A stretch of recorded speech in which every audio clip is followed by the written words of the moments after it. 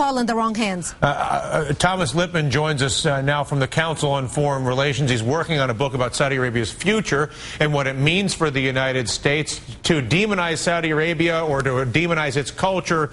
Not hard to do. The facts are largely well known. At the end of the day, Thomas, do you see an alternative path of engagement for the United States in the Middle East other than continuing to buy oil and send guns? Well, first of all, I so disagree with the entire premise of the way you've laid out the questions that I hardly know where to begin. Well, so where would you like to? Well, first of all, we don't get a lot of oil from Saudi Arabia. Saudi Arabia is not in our top 3 suppliers. Second, we have been a That sounds like all the more reason why we should be able to lean on them to not be so oppressive, no? Yes. In other words, if we're not depending on oil, why are we sending them guns to oppress their people?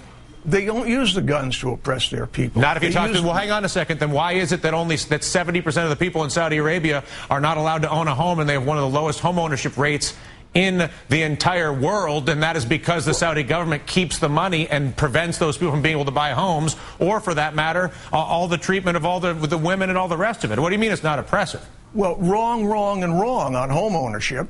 I don't know where you get those statistics, but they're highly suspect.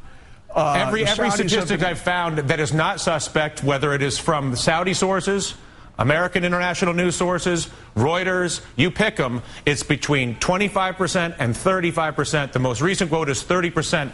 If you want to come on, maybe we probably should have done this in the pre-interview, because if we're just going to argue all the facts, the conversation becomes pointless. Well, do you believe that? So basically, you don't think there's oppression in Saudi Arabia, and you believe there is widespread home ownership? Of course there's oppression in Saudi Arabia. Of course there's oppression. Saudi Arabia is not a free country by our standards or the standards of our allies in Europe. Of course.